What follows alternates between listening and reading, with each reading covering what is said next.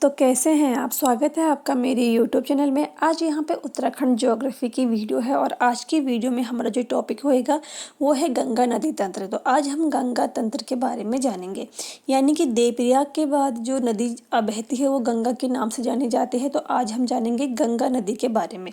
तो चलिए यहाँ पर शुरू करते हैं। शुरू करने से पहले जो लोग चैनल पर नए हैं वो चैनल को सब्सक्राइब ज़रूर करें और अगर आपको वीडियो पसंद आती है तो लाइक करें, शेयर करें। तो चलिए यहाँ पे शुरू करते हैं। तो देवप्रयाग के बाद गंगा के नाम से जानी जाती है नदी और देवप्रयाग से पहले देवप्रयाग तक भागीरथी नाम से जानी जाती है और गंगा के नाम से ये देवप्रयाग के बाद जानी जाती है। जब गंगा नदी आगे जाती है तो गंगा नदी पौड़ी गढ़वाल में ब्यास घाटी में फूलचट्टी नामक स्थान पर इसमें जो नदी संगम करती है वो है नयार नदी। ठीक है, तो पौड़ी में ब्यास घाटी में फूलचट्टी नामक स्थान पर नयार नदी मिल जाती है गंगा नदी से। अब जो ये नयार नदी है ये यहाँ पे दो नदियों के संगम से मिली है, पूर्वी नयार और पश्चिमी नयार। और इन दोनों नदियों का जो उद्गम होता है वो होता है दूधातोली श्रेणी से। तो पहले यहाँ पे जानते हैं पूर्वी नयार के बारे में। तो जो पूर्वी नयार का उद्गम होता है जखमौली धार श्रेणी दूधातोली श्रेणी से।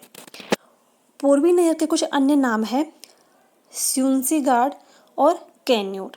इसके बाद जो दूसरी नदी है पश्चिमी नयार, तो इसका उद्गम भी होता है दूधाधोली के उत्तर पश्चिम से। और पूर्वी नयार और पश्चिमी नयार का जो संगम होता है तो ये सतपुली में इनका संगम होता है और उसके बाद ये नयार नदी के नाम से जानी जाती है। और नयार नदी का संगम हो जाता है गंगा नदी से पौड़ी गढ़वाल में ब्यास घाटी के फूलचट्टी स्थान पर। इसके बाद गंगा नदी और आगे जाती है तो ऋषिकेश में, देहरादून के ऋषिकेश में चंद्रभागा से मिल जाती है गंगा नदी। इसके बाद और आगे जाके रायवाला के पास गंगा नदी से संगम करती है सोंग नदी। और जो ये सोंग नदी है इसकी प्रमुख सहायक नदियां हैं सिसवा, वाल्दी और विघालना रो। तो ये जो तीन नदियां हैं ये सोंग नदी की प्रमुख नदियां हैं, लेकिन इन तीनों में से भी सबसे जो प्रमुख नदी है वो है सिसवा। अब सिसवा नदी है इसकी भी दो सहायक नदियां हैं रिस्पना व बिंदाल। तो ये जो दोनों नदियां हैं रिस्पना और बिंदाल ये किसकी सहायक नदी हैं?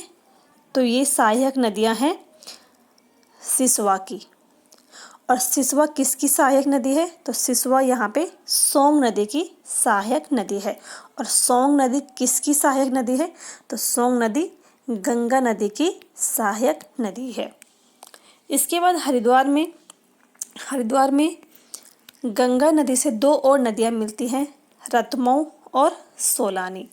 तो ये जो दो नदियाँ हैं ये गंगा से कहाँ पे मिलती हैं? हरिद्वार में। और देवप्रयाग से हरिद्वार तक गंगा की जो लंबाई है वो है 96 किलोमीटर। और अगर गोमुख से देवप्रयाग तक बात करें तो 205 किलोमीटर भागीरथी की लंबाई है। और देवप्रयाग से हरिद्वार तक 96 किलोमीटर गंगा की है।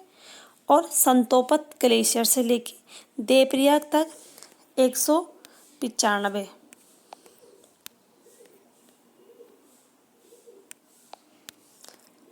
195 किलोमीटर ये अलकनंदा की लंबाई है। गोमुख से देवप्रयाग तक 205 किलोमीटर भागीरथी की लंबाई है। संतोपत से देवप्रयाग तक 195 किलोमीटर अलकनंदा की लंबाई है। और देवप्रयाग से हरिद्वार तक 96 किलोमीटर गंगा की लंबाई है। और हरिद्वार के बाद गंगा नदी राज्य से बाहर चली जाती है। तो इसके बाद हम यहाँ पे जानते हैं गंगा संबंधी कुछ महत्वपूर्ण यहाँ पे प्रश्न है। तो चलिए यहाँ पे जानते हैं गंगा को राष्ट्रीय नदी घोषित कब किया गया? तो गंगा को राष्ट्रीय नदी घोषित 4 नवंबर 2008 को किया गया। अगला है यहाँ पे गंगा एक्शन प्लान कब बनाया गया? तो जो गंगा एक्शन प्लान है। ये 1985 में वाराणसी में बनाया, और किसने बनाया है? तो राजीव गांधी द्वारा ये बनाया गया है। स्पर्श गंगा अभियान, तो ये 17 दिसंबर 2009 को, और गंगा स्वच्छता दिवस 17 दिसंबर को मनाया जाता है।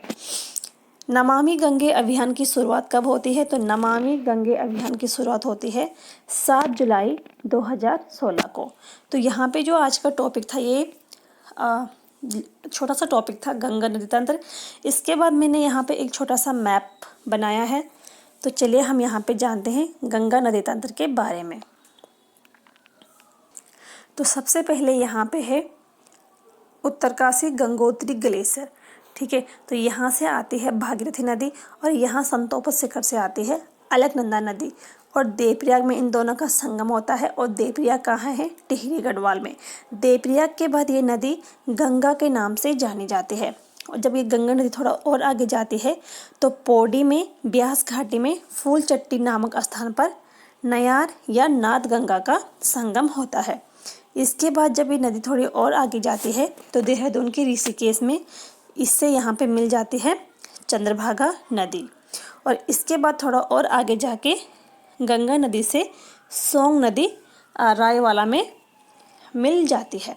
तो जो सोंग नदी है, इसकी 3 जो प्रमुख नदियाँ हैं, सहायक नदियाँ, वाल्दी, विघलनरो और सिसवा। और सिसवा की भी यहाँ पे 2 प्रमुख नदी हैं, रिस्पना और विंदार, ठीक है। तो देहरादून ऋषिकेश में चंद्रभागा नदी से संगम हो जाता है गंगा नदी का, और थोड़ा और आगे जाके देहरादून के रायवाला में सोंग नदी यहाँ पे मिल जाती है।